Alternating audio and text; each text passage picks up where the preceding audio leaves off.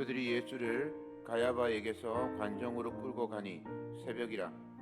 그들은 더럽힘을 받지 아니하고 유월절 잔치를 먹고자 하여 관정에 들어가지 아니하더라.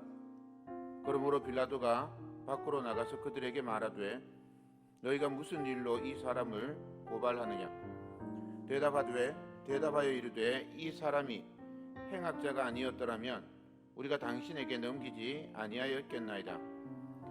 빌라도가 이르되 너희가 그를 데려다가 너희 법대로 재판하라.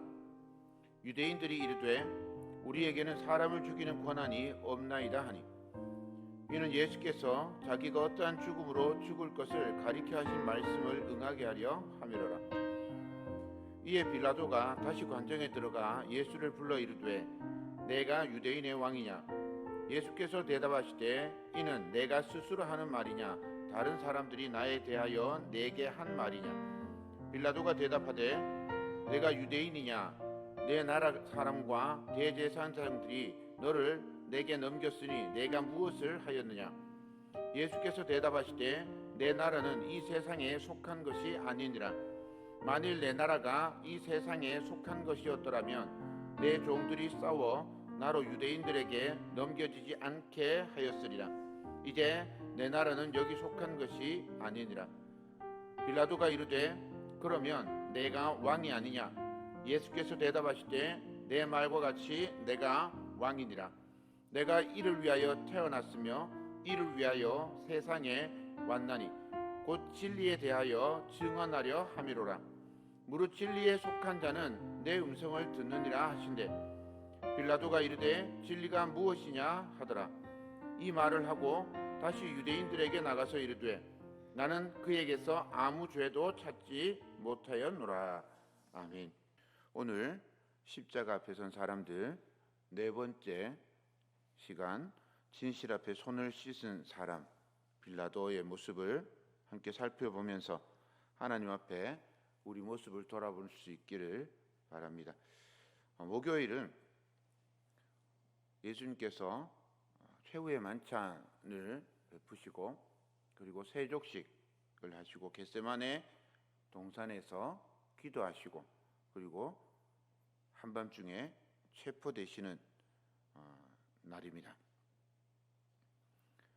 금요일 새벽에 이제 안나스와 가야바에게 밤새도록 재판을 받고 그리고 금요일 새벽에 이제 아직 어스름한 시간에 이 대제사장과 사두개인 그리고 서기관과 바리새인들이 예수님을 끌고 로마 총독의 관저 앞으로 왔습니다. 예수님을 대적하는 무리들의 모습은 어떻게 표현하면 좋을까요? 꼴사납다고 해야 될까요? 아니면 이기적이라고 해야 될까요? 28절 보겠습니다. 그들이 예수를 가야바에게서 관정으로 끌고 가니 새벽이라. 그들은 더럽힘을 받지 아니하고 유월절 잔치를 먹고자 하여 관정에 들어가지 아니하더라. 종교 지도자들이 이 로마 총독 빌라도의 관정 안으로 들어가려고 하지를 않는 겁니다.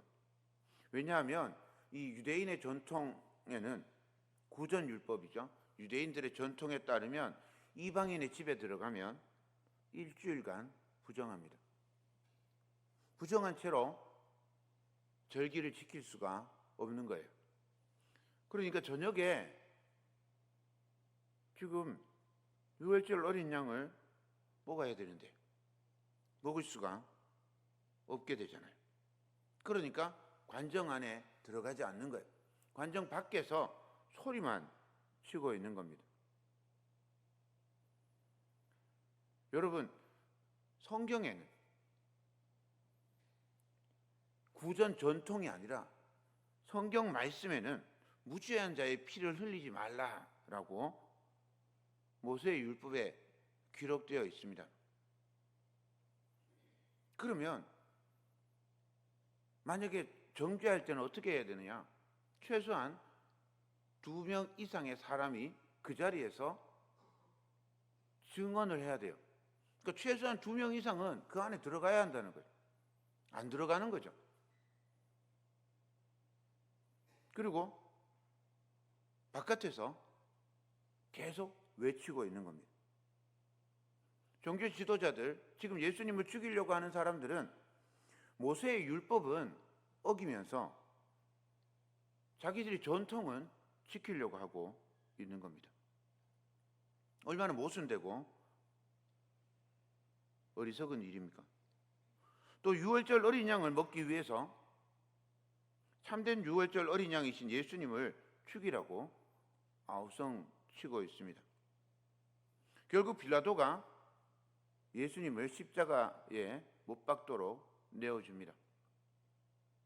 요한복음은 이 종교 지도자들의 그릇된 행동들을 고발하는 동시에 예수님께서 유월절 전 양 잡는 날에 십자가에 돌아가심으로 참된 유월절 어린 양임을 보여주고 있습니다. 실제로 최후의 만찬은 유월절 식사가 아닙니다. 참된 유월절은 예수님이 십자가에 돌아가심으로 우리에게 주어지는 겁니다. 종교 지도자들의 이런 행동, 이런 소리, 아우성에 빌라도가 엉거주춤한 태도를 취합니다. 예수님을 잡으려고 할 때는 군사들을 내어줘요. 지난번에도 말씀드렸지만 3만 명 사는 마을에 30만 명이 모여 있어요. 그래서 겟세마네 동산에도 사람들이 잠을 자고 그 옆에 기드론 골짜기 이런 데도 사람들이 막 있는 거예요. 그런데 그러면 반대로 얘기하면 예루살렘 성 안에는 얼마나 많은 사람들이 있었겠습니까? 그래서 절기가 되면 로마 병사들이 그 치안을 위해서 이 예루살렘 안에 주둔하고 치안을 위해서 신경을 바짝 세우고 있는 겁니다. 그런 상황에서 반란을 일으키려고 하는 사람이 하나 있으니 잡으러 갑시다. 그렇게 했어요. 그래서 잡으러 갔단 말이에요. 그러면 잡으면 어디로 가야 돼요? 소요를 일으키고 반란을 일으킨 사람이 있어요. 잡으면 어디로 가야 됩니까? 교회로 데리고 가요? 재판장으로 데리고 가야 되는 게 맞잖아요. 그러면 대제사장에 내어줄 게 아니라 로마 군사들이 잡았으면 바로 빌라도에게 가야 되는 거죠. 아니면 헤롯 왕에게 가야 되는 거예요. 그런데 대제사장에게 내어줍니다. 그리고 자기가 재판 안 하겠다고 떠넘기는 거죠. 종교 지도자들은 돌로 칠 권한이 있어요. 신성모독이면 돌로 칠 수 있습니다. 스데반을 돌로 쳤잖아요. 그런데 왜 돌로 치는 일을 안 하려고 죽이는 권한이 우리에게 없습니다라고 하는가 하면 돌로 치면 부정해지잖아요. 시체를 죽음을 만나면 부정해져요. 그래서 또 유월절 음식을 먹을 수가 없는 거예요. 그리고 성경에 예수님은 나무에 달려 돌아가셔야 된다라고 기록해 주고 있어요. 그래서 성경을 이루기 위해서 예수님이 빌라도에게 가는 겁니다. 빌라도는 예수님이 고소당한 이 죄목들, 신성모독죄, 반란죄, 그리고 세금을 거부한다, 또 유대인의 임금이다, 이런 여러 가지 죄목으로 고소를 했는데 다른 죄목들은 다 제쳐두고 예수님께 이거 묻습니다. 내가 유대인의 왕이냐? 빌라도나 종교 지도자들이 인정하든지 인정하지 않든지 상관없이 지금 요한복음은 이 재판의 핵심이 예수님이 왕이심을 보여주고 있습니다. 빌라도는 예수님을 십자가에 못 박도록 내어주지만 그 재판하는 과정을 통해서 빌라도가 하는 행동들이 예수님을 왕으로 소개해주고 있는 겁니다. 유대 땅의 최고 권력자 빌라도가 꼴사납게 관저 안과 관저 밖을 왔다 갔다 하면서 예수님을 구하기 위해서 애쓰는데 그 모든 과정들도 결국 예수님이 왕으로 즉위하는 과정을 보여주고 있다는 거죠. 요한복음은 계속해서 이런 이야기들을 합니다. 여러분들이 요한복음 읽을 때 그냥 읽기보다는 이런 걸 생각하면서 읽으면 좋아요.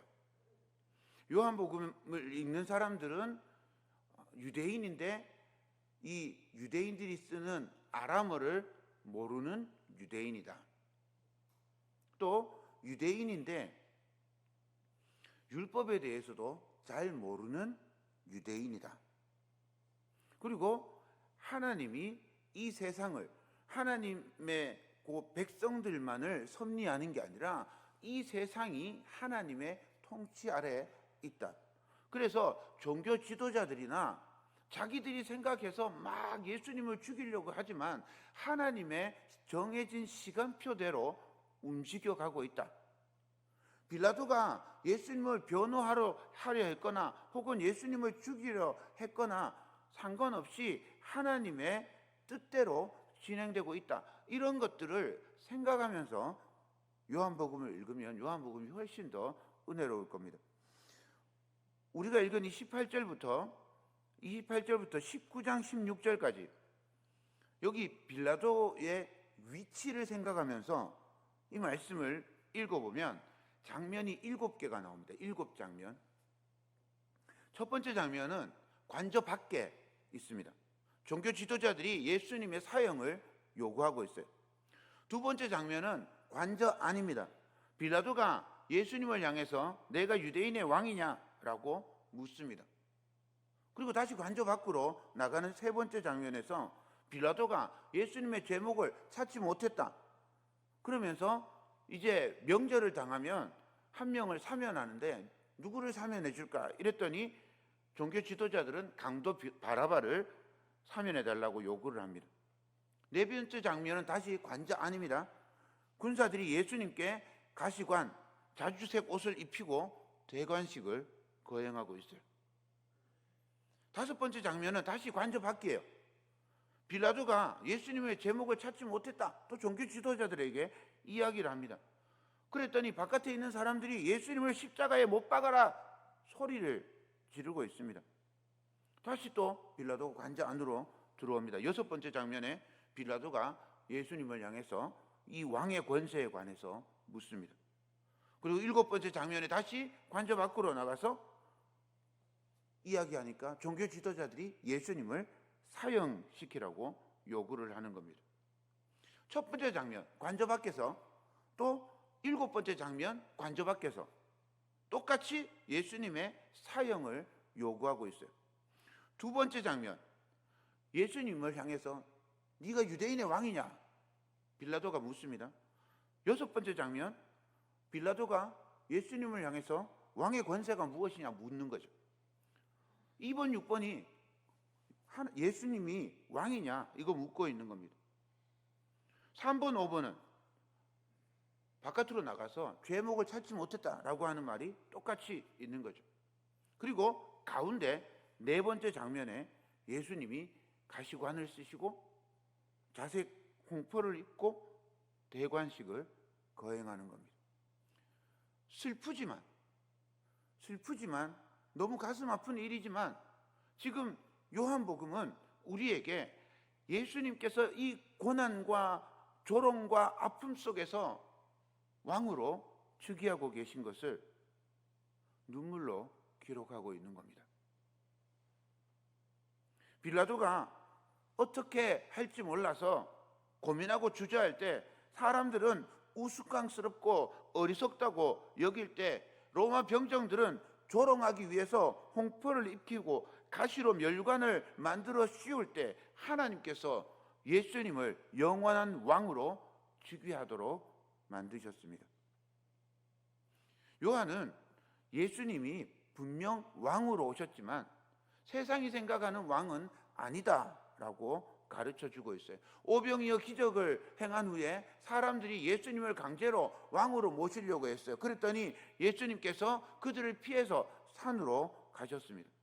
예루살렘 입성 후에도 순례자들이 예수님을 왕이라고 외치고 예수님을 곧 왕으로 즉위할 것처럼 그렇게 했는데 그때 예수님께서 그들에게 어린 나귀를 타면서 정치적이만 너희들이 생각하는 그런 메시아가 아니다라고 그렇게 가르쳐 주십니다. 오늘 18장 36절도 보겠습니다. 예수께서 대답하시되 내 나라는 이 세상에 속한 것이 아니니라. 만일 내 나라가 이 세상에 속한 것이었더라면 내 종들이 싸워 나로 유대인들에게 넘겨지지 않게 하였으리라. 이제 내 나라는 여기에 속한 것이 아니니라. 예수님은 세상의 왕처럼 그렇게 즉위할 수 있었지만 예수님의 왕권은 세상과 완전히 다른 나라였기에 그 세상이 원하는 왕권을 거절하셨습니다. 빌라도는 재판 전에 이미 예수님의 죄가 없다는 걸 알았어요. 그래서 3번이나 예수님의 무죄를 주장했습니다. 그리고는 차라리 너희 법대로 종교 지도자들에게 넘기려고 그렇게 했죠. 누가복음 23장에 보면 헤롯한테 책임을 떠넘기려고 시도하기도 했습니다. 하지만 유대인들의 소리에 밀려서 예수님을 십자가에 못 박도록 넘겨줍니다. 누가복음 23장 23절이 참 가슴 아픈 말씀입니다. 그들이 큰 소리로 재촉하여 십자가에 못 박기를 구하니 그들의 소리가 이긴지라. 빌라도는 자기 책임을 회피하려고 소리에 핑계를 대고 있습니다. 예수 믿는 사람들은 모두가 예할지라도 복음의 빛에 비추어서 예수님의 그 길을 생각하면서 모두가 예할지라도 아니오라고 말할 수 있는 사람이어야 합니다. 빌라도는 진리이신 예수님이 앞에 있지만 진리를 찾지도 따르지도 않으면서 회피하기에 급급했습니다. 38절입니다. 빌라도가 가로되 진리가 무엇이냐 하더라. 이 말을 하고 다시 유대인들에게 나가서 이르되 나는 그에게서 아무 죄도 찾지 못하노라.